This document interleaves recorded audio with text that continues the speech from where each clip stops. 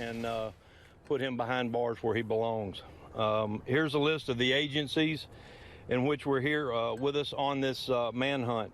The FBI, U.S. Marshal's Office, DPS, TDC, Montgomery County Sheriff's Office, Montgomery County Constable's Office, Precinct 4, ATF, and the Harris County Sheriff's Office. Updates from here on out will be provided by the FBI. And at this time, I'd like to introduce y'all to Special Agent in charge of the Houston area, Mr. James Smith. Good afternoon. So I'm here to talk a little bit about this horrific event that took place this afternoon. The FBI has brought in investigative resources, tactical, and victim services resources to assist in this investigation. We will be here until we are no longer needed, to include when the subject is arrested.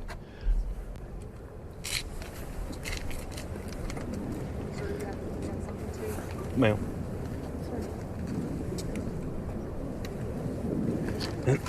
I also have a list of the victims' names. We have talked with the family members of these victims, and at this time I'm going to give it out. If I happen to mispronounce someone's name, I'm doing it in error.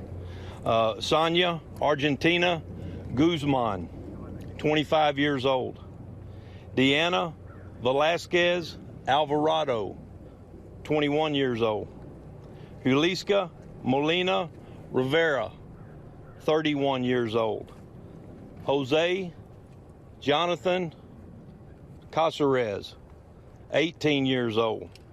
And Daniel Enrique Lasso Guzman, 8 years old. We'll take a couple of questions. An update on the search, where you guys are at right now. I know that you had that perimeter, set off. Is that still where you believe that he is? Well, he could be anywhere now. We located the device that we were looking for, found it abandoned. There was some articles of clothing laying around. The tracking dogs from Texas Department of Corrections picked up the scent, and then they lost that scent in the water or whatever. So at this time, the area has went from 5 or 6 square miles. It could be as much as 10 or 20, depending on whether or not he crossed the highline wire. And the device you were looking for, was that the AR-15 weapon? No, ma'am. This was an electronic device. So is it believed that he still has that weapon, or could still have that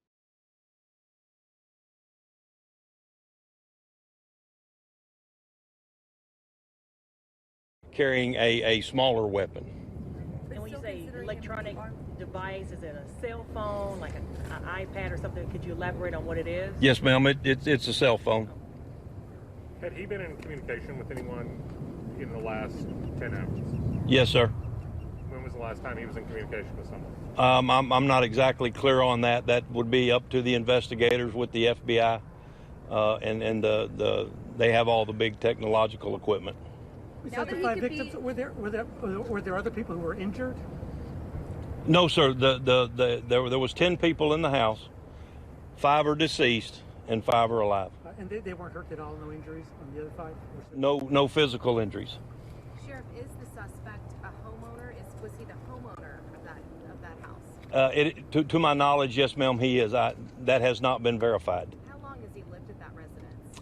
I could not answer that question. Now that this perimeter has went from small to 10 to 20 miles, what are you guys doing now? What are the next steps? Well, all of that's being handled by the FBI.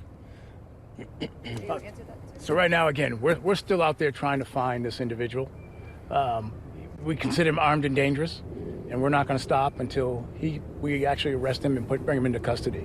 But he is out there, and he's a threat to the community. So I don't want anyone to think that's something different than that. He is a threat to the community, and we need the community's help to hopefully locate him soon and take him off the streets tonight.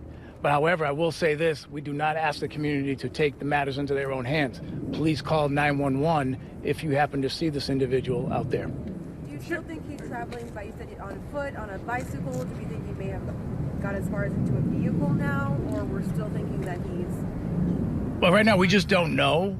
We believe he's on foot, but we do not know. We're still trying. I mean, we have a perimeter up out there right now with Texas DPS, and the sheriff's department.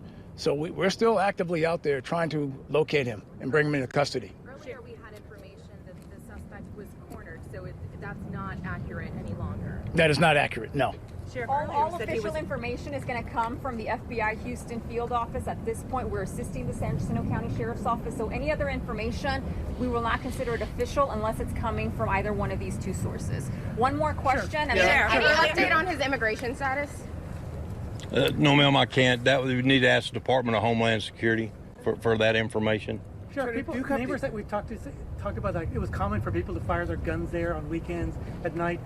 I was sure, is it illegal to do that or not? And if so, were you all ever called out there for this particular suspect for that?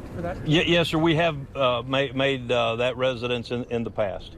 I cannot sit here and tell you how many times, but yes, there have been a couple of calls there for that type of behavior. That firing weapons? Yes, and sir. Is that illegal then under Texas law? Well, yes and no.